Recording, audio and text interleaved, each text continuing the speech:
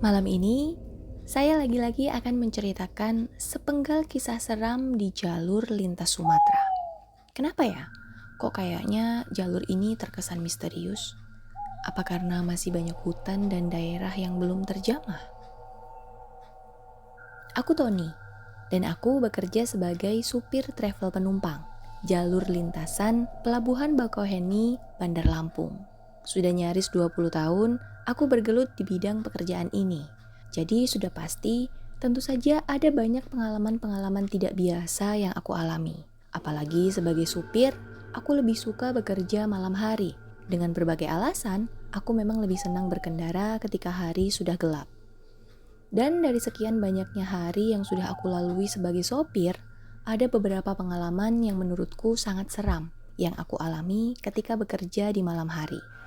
Salah satunya akan aku ceritakan kali ini. Peristiwa yang terjadi pada tahun 2007. Udah bang, cuma 3 penumpang aja. Iya Ton, cuma 3. Ya udah sana jalan, udah jam 11. Alamat antar udah ditaruh di dashboard ya. Benar kata Bang Tobing. Waktu itu sudah jam 11 malam, jadi memang sudah waktunya jalan. Walaupun hanya berisi 3 penumpang, aku tetap harus jalan, karena memang selalu seperti itu. Ya udah, aku ke toilet dulu ya bang. Jangan lama-lama, kasihan penumpang yang kalau telat. Iya, kataku. Kemudian aku pun berlari menuju toilet. Gak lama, mungkin hanya sekitar 2 atau 3 menit. Setelah selesai, aku langsung menuju kendaraan. Dan karena ini bukan musim liburan, bukan pula akhir pekan, jadinya penumpang memang seringkali sepi seperti ini. Apalagi saat hari mulai menjelang tengah malam. Jumlah penumpang yang turun dari kapal juga semakin sepi. Setelah duduk di belakang kemudi, aku lalu mulai bersiap menjalankan kendaraan dan mulai perjalanan. Sebelumnya, aku memperbaiki posisi kursi agar lebih nyaman, menyiapkan air minum supaya dekat dari jangkauan, serta memeriksa posisi kaca spion untuk memastikan kalau arah pantulannya sudah benar. Biasanya, kalau sedang menyetel kaca spion ini, aku sekalian memeriksa penumpang yang ada di belakang, serta menghitungnya apakah sudah benar jumlahnya atau belum. 1, 2, 3, 4. Hah? Kok 4? Bukannya tadi kata Bang Tobing bilang penumpangnya cuma 3, batinku. Karena penasaran, aku pun menoleh ke belakang. Dan benar, penumpangnya ada 4. 1 orang laki-laki duduk di deretan kursi persis di belakangku. Penumpang ketiga dan 4, bapak-bapak dan ibu-ibu. Mereka duduk di deretan kursi yang kedua. Satu lagi, seorang perempuan duduk di kursi paling belakang. Jadi benar, ada 4. Ya sudah, berarti tadi ketika aku ke toilet, ada penumpang satu lagi yang naik. Dan karena sudah semakin malam, aku pun harus mulai perjalanan. Ton! Tiba-tiba, aku mendengar suara teriakan saat baru saja hendak lepas rem tangan. Mendengar itu, aku langsung membuka jendela. Dan ternyata itu adalah Bang Tobing. Ada apa bang? Tanyaku setengah berteriak juga. Dari kejauhan, aku melihat kalau Bang Tobing memberikan isyarat mengacungkan jari telunjuk tangan kanannya sambil berteriak, 1 ton. Aku mengerti. Berarti dia bilang penumpangnya bertambah 1. Ya sudah, berarti cocok. Oke bang, jawabku masih setengah berteriak sambil mengacungkan ibu jari. Kemudian Bang Tobing juga mengacungkan ibu jarinya, pertanda percakapan selesai dan masing-masing mengerti. Setelah itu, aku melepas rem tangan lalu menginjak pedal gas. Perlahan, perjalanan malam ini pun dimulai. Jalur Bakauheni Bandar Lampung ini merupakan rangkaian awal dari jalan lintas Sumatera, karena memang dimulai dari ujung Pulau Sumatera paling timur dan akan berakhir di ujung barat, yaitu Provinsi Aceh. Tapi ya aku nggak akan sampai Aceh, hanya sampai Bandar Lampung saja. Jarak tempuhnya sekitar 100 km kurang lebih. Dan biasanya kalau jalan malam, seluruh penumpang akan tertidur di kursinya masing-masing. Begitu juga kali ini. Saat aku memperhatikan lewat kaca spion, terlihat kalau semua penumpangnya memang tidur. Sebentar, semua tidur, kecuali penumpang perempuan yang duduk paling belakang. aku nggak bisa memastikan dia tidur atau enggak, karena pandanganku terhalang oleh sandaran kepala kursi. Mobil yang aku kendarai ini adalah mobil ukuran sedang, dengan kapasitas maksimal 12 penumpang. Dan karena isinya cuma aku dan 4 penumpang lain, kerasa banget kosongnya. Menembus gelap jalur lintas Sumatera, kupacu dengan kecepatan sedang. Yang aku suka dari jalan malam salah satunya adalah jalanannya cenderung sepi. Jadinya aku lebih santai mengemudi dan itu tidak terlalu membuatku terasa lelah. Hanya saja aku harus selalu berusaha untuk tidak mengantuk dan tetap berkonsentrasi. Waktu perjalanan juga terasa lebih cepat. Kalau tadi aku berangkat jam 11, nanti sekitar jam 2 seharusnya aku sudah selesai mengantar semua penumpang ke tujuan masing-masing. Karena memang travel tempat aku bekerja ini bisa antar jemput penumpang di tempat yang diminta. Tapi itu juga tergantung kondisi dan situasi. Jadi kalau memungkinkan atau jaraknya masih masuk akal, ya kami layani. Malam ini, aku melihat ada 3 alamat di daftar yang Bang Tobing letakkan di dashboard. Dan tentu saja, aku harus mengantarkan penumpang ke 3 alamat yang tercantum. Tapi kan ada 4 penumpang. Terus yang satu antar kemana? Nah, biasanya kalau ada yang kayak gini, itu berarti satu penumpang akan turun di terminal atau di pool. Begitu kira-kira. Dan tidak terasa, sudah sekitar 45 menit perjalanan yang aku tempuh. Melirik ke layar dashboard, indikator sudah menunjukkan kalau bahan bakar hampir kosong. Ya sudah, aku akan berhenti di pom bensin yang letaknya tidak terlalu jauh selepas kota Kalianda. Kebetulan, jarak pom bensin yang aku maksud sudah dekat. Mungkin hanya tinggal beberapa ratus meter saja. Jadi, beberapa menit kemudian aku sudah sampai. Setelah sudah berada persis di depan pom bensin, aku langsung membelokkan mobil untuk masuk ke dalamnya. Tengah malam dan sudah jam 12, tentu saja pom bensin ini sepi. Hanya ada beberapa kendaraan berbagai ukuran yang terlihat sedang mengisi bahan bakar. Malah, ada beberapa yang sedang hanya beristirahat. Aku pun memilih pompa yang paling pojok, karena memang pengisian solar tempatnya di sudut. Isi full ya, begitu ucapku kepada petugas yang sedang berjaga. Setelah itu, aku menuju toilet untuk membasuh muka. Karena tumben-tumbenan malam ini aku merasa sedikit mengantuk. Selesai dari toilet, aku kembali ke mobil. Dan bersamaan dengan itu, pengisian bahan bakar juga sudah selesai. Nah, ketika sedang melakukan pembayaran, aku melirik ke dalam mobil, sekalian memeriksa keadaan penumpang. Apakah semuanya masih ada di tempat duduknya masing-masing atau tidak. Dan ternyata lengkap. 4 penumpang semuanya masih ada. Masih di posisi semula dan masih kelihatan tertidur juga. Kecuali penumpang perempuan yang di belakang. Dia tidak tidur. Malah waktu itu, posisi duduknya itu tegak tanpa bersandar sambil menatap ke depan. Setelah melihat kalau penumpang komplit, aku langsung masuk kendaraan dan bersiap untuk melanjutkan perjalanan. Tapi, ketika sudah duduk di belakang kemudi, aku merasa ada yang berbeda. Aku mencium sesuatu. Indera penciumanku menangkap wangi parfum yang sebelumnya sama sekali tidak tercium, dan baunya itu sangat menyengat. Mungkin mbak yang duduk di belakang baru aja nyemprot parfum kali ya. Begitu pikirku dalam hati. Aku gak berpikir macam-macam dan mulai menjalankan kendaraan. Kali ini aku pacu dengan kecepatan agak tinggi. Walau awalnya agak terganggu dengan bau wangi menyengat tadi, tapi akhirnya hidungku jadi terbiasa. Tapi ya tetap saja, wangi ini tercium sepanjang sisa perjalanan. Singkat cerita, kami akhirnya mulai memasuki Bandar Lampung, salah satu kota besar yang ada di Sumatera. Waktu itu hampir jam 1 malam. Dan tentu saja sudah sangat sepi. Mungkin hanya 1 atau 2 kendaraan yang terlihat lalu lalang menyusuri jalan. Disinilah aku mulai menuju alamat satu persatu penumpangku. Yang pertama akan turun di Jalan Tengku Umar. Yang kedua di Jalan Imam Bonjol. Dan satu lagi di daerah Kedaton 5. Waktu itu aku cukup senang melihatnya. Karena ketiga alamat itu letaknya masih dalam kota. Jadi tidak akan memakan waktu lama. Dan setelah selesai, aku bisa langsung kembali ke Kota Raja.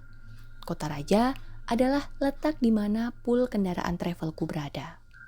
Singkat cerita lagi, akhirnya 2 penumpang sudah aku antar ke alamatnya. Sekarang tersisa 2 lagi, laki-laki yang duduk sendirian dan perempuan yang duduk di belakang. Waktu itu jam menunjukkan pukul 1 lewat. Ketika aku akhirnya sampai di alamat terakhir, yaitu Kedaton 5. Di titik ini aku masih belum tahu penumpang mana yang akan turun karena aku tidak memperhatikan daftar alamat lagi. Aku pun menyusuri jalan kecil perumahan menuju alamat pastinya. Jalan ini sempit namun beraspal dan kanan kirinya berjejer rumah-rumah berbagai ukuran. Keadaannya masih sama, sangat sepi. Ditambah penerangan yang hanya mengandalkan cahaya lampu dari halaman rumah. Melirik kaca spion, aku melihat 2 penumpang dalam keadaan terjaga. Penumpang yang perempuan tetap duduk diam dengan tatapan menghadap ke depan, sementara penumpang laki-laki terlihat memperhatikan pemandangan di luar. Kala itu, wangi parfum masih tercium, walau tidak sekuat awal tadi. Entah sudah berapa menit aku di dalam perumahan, sampai akhirnya berhenti di depan salah satu rumah yang besar dan bertingkat. Dan setelah aku perhatikan catatan yang ada di dashboard, sepertinya benar, ini alamatnya. Mas, Mbak, ini benar alamatnya kan ya? Tanyaku kepada penumpang. Benar bang, saya turun di sini. Akhirnya penumpang perempuan terdengar suaranya. Ternyata dia yang turun di sini. Rumah tempat tujuan penumpang perempuan ini terlihat gelap. Hanya satu lampu teras yang menyala. Itu pun redup. Dan sudah menjadi kebiasaan apabila penumpang yang turun adalah perempuan atau orang tua, aku akan ikut turun untuk menawarkan bantuan. Atau sekedar menunggu sampai dia masuk ke dalam rumah. Dan karena dia ini perempuan, aku pun lalu turun dari kendaraan. Di luar aku memperhatikan penumpang ini turun dari mobil. Bawaannya hanya tas kecil saja, jadi tidak ada yang perlu aku bantu. Dan walaupun suasananya gelap, aku masih bisa melihat penampilannya. Perempuan cantik dengan rambut sebatas bahu, dan wajahnya itu pucat seperti kelelahan. Mungkin karena dia baru saja menempuh perjalanan jauh. Terima kasih bang, silakan lanjut aja. Gak apa-apa kok kalau ditinggal. Begitu katanya sambil tersenyum. Iya mbak, kalau gitu saya jalan ya, ucapku. Hati-hati ya bang, kalau bisa lanjut ke pool aja, gak usah antar penumpang lagi. Loh, emang kenapa mbak? Kan masih ada satu penumpang lagi tuh, jawabku penasaran. Kalau bisa langsung ke pool aja, katanya lagi. Entah mengapa, penumpang perempuan ini bersikukuh menyuruhku kembali ke pool. Agak aneh sih, tapi ya sudahlah. Lagian penumpang terakhir ini memang tidak menuliskan alamatnya, jadi kemungkinan besar dia turun di pool. Setelah berpamitan, aku langsung naik kendaraan dan pergi meninggalkan tempat itu. Mas, ini mau turun di pool atau mau diantar kemana ya? Tanyaku sambil melihat kaca spion. Berhenti bang, jawab sang penumpang. Oh, oke, tolong kasih tahu arahnya ya mas, kataku. Sambil tancap gas, aku pun mengarahkan kendaraan menuju daerah Beranti, yang jaraknya sekitar 30 menit dari Kedaton. Nah, ketika dalam perjalanan yang seharusnya gak lama ini, ternyata aku masih mencium wangi parfum yang menyengat itu. Dan kali ini, baunya malah semakin kuat. Ternyata mas ini yang wangi sejak tadi, bukan perempuan yang sudah turun. Begitu pikirku dalam hati. Jalanan sepi di jalur lintas Sumatera ini, aku terabas dengan kecepatan cukup tinggi, namun masih sangat hati-hati. Beberapa kali aku melitik spion dan memperhatikan kalau ternyata penumpang terakhir ini posisinya selalu sama, duduk tegak sambil terus menatap keluar. Kilatan-kilatan cahaya dari lampu penerangan di luar membantuku untuk dapat juga sesekali melihat mimik wajahnya. Ketika sudah sendirian, dan ketika sudah semakin dekat dengan tujuan, penumpang laki-laki berumur sekitar 30 tahun ini terlihat selalu tersenyum. Tapi ada yang sedikit aneh dengan senyumnya. Dia ini senyum, tapi bukan senyum-senyum seneng gitu. Tapi lebih ke senyum-senyum sedih. Kayak dia ini lagi sedih, tapi berusaha senyum. Ngerti kan ya? Pokoknya aneh. Dia senyum, tapi mimik wajahnya datar tanpa ekspresi. Kosong gitu, kosong. Melihat itu, tentu saja banyak pertanyaan di dalam kepalaku, tapi gak berani nanya. Ada apa atau kenapa? Karena kan rasanya gak sopan ya. Jadi walaupun agak aneh, aku diam aja. Malah entah kenapa aku pengen cepat-cepat sampai. Akhirnya, jarak tempuh yang seharusnya 30 menit, baru 20 menit, kami sudah memasuki wilayah Beranti. Kasih tahu arahnya ya mas, kita udah sampai Beranti nih, ucapku. Tapi gak ada jawaban, penumpangnya diam aja. Ya aku pikir mungkin dia ketiduran, makanya aku langsung melirik spion. Tapi ternyata enggak, dia masih berposisi sebelumnya, menatap keluar sambil tersenyum. Mas, maaf, kita udah di Beranti, alamatnya di mana ya? Tanyaku sekali lagi, dan kali ini suaraku agak lebih keras. Terus saja bang, perumahan depan. Akhirnya si penumpang bersuara. Aku pun perlahan kembali menginjak pedal gas, karena sepertinya aku tahu perumahan yang dimaksud. Perumahan ini mas, tanyaku lagi. Saat itu kami sudah berada di depan sebuah gapura besar. Iya, jawabnya. Mendengar itu, aku langsung membelokkan kendaraan dan mulai masuk ke dalam perumahan. Baru kali ini aku masuk ke perumahan ini, karena biasanya hanya lewat melintas di depan gerbangnya saja. Memang bukan komplek perumahan mewah, tapi bisa dibilang kelas menengah, kira-kira seperti itu. Setelah melewati gapura gerbang perumahan, terlihat ada bangunan kecil yang sepertinya pos security, yang tepat di depannya ada portal besi. Dan waktu itu, portal dalam keadaan terbuka. Ketika sudah persis berada di depan pos itu, aku bisa melihat ke dalamnya yang ternyata kosong. Ya sudah, aku pun lanjut masuk ke perumahannya. Ini rumahnya yang mana ya mas? Aku bertanya sekali lagi. Terus saja. Mendengar jawabannya, aku lalu terus mengikuti jalan lurus yang memanjang. Jalanan komplek itu tentu saja sudah sangat sepi, karena ya sudah lewat tengah malam. Jadi nggak ada seorang pun yang terlihat. Aku pun menjalankan mobil sangat pelan, sambil menunggu perintah selanjutnya untuk berbelok kemana. Ini terus aja mas, tanyaku. Iya, jawab si penumpang. Wah, kok nggak belok-belok? Emang rumahnya di mana? Tanyaku dalam hati. Tapi ya sudahlah, aku ikuti saja instruksinya. Sementara itu, jalanan terus semakin ke ujung dan semakin gelap. Terus masuk ke wilayah yang sepertinya masih belum banyak ada rumah yang berdiri. Kala itu, aku semakin memperlambat laju ketika melihat ada tembok tinggi di depan. Mungkin jaraknya hanya sekitar 50 meter lagi. Mas, di depan jalannya buntu. Rumahnya yang mana ya? Lagi-lagi aku bertanya. Paling ujung sebelah kiri. Begitu jawab sang penumpang.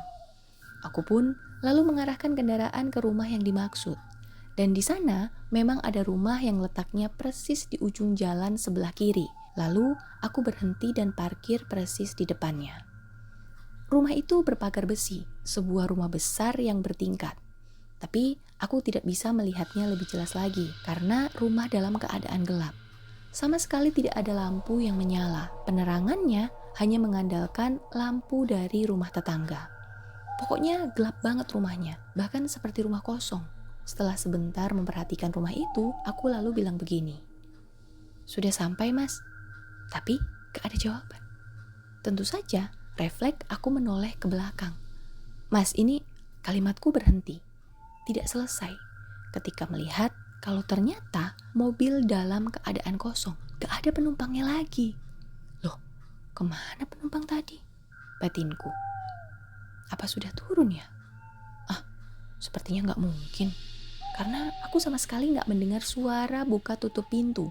Dan kendaraan juga baru beberapa detik saja berhenti. Tapi karena penasaran, aku lalu mengarahkan pandangan ke rumah gelap yang ada di sebelah kiri. Atau rumah penumpang tadi. Kemudian aku mengucek-ucek mata. Karena melihat kalau tiba-tiba sudah ada orang yang sedang berdiri di dalam pagar rumah.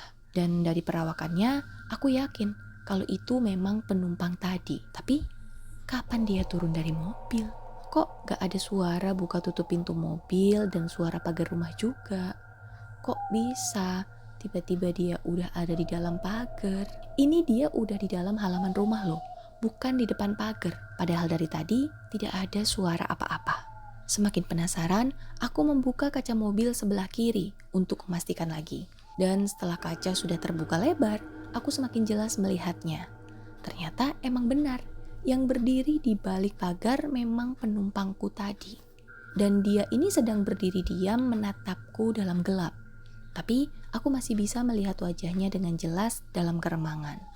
Ternyata dia sedang tersenyum. Senyum dengan muka yang masih datar dan tatapan kosong. Beberapa detik kemudian, dia seperti mengucapkan sesuatu. Pelan banget, sampai-sampai suaranya nyaris tidak terdengar.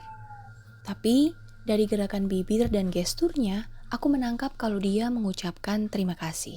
Melihat itu, aku mengangguk pelan. Kemudian dia membalikan tubuh. Lalu dalam gelap, mulai berjalan menuju pintu rumah. Dan jalannya itu pelan banget. Langkahnya kayak lemes gitu. Dan entah kenapa aku juga terus memperhatikan pergerakannya. Sampai ketika ada pemandangan yang membuat jantungku seperti berhenti berdetak. Karena setelah sampai depan pintu rumah, dia tidak berhenti melangkah untuk membuka pintu. Tapi malah terus berjalan menembus pintu. Iya, tubuhnya menembus pintu, lalu menghilang masuk ke dalam rumah.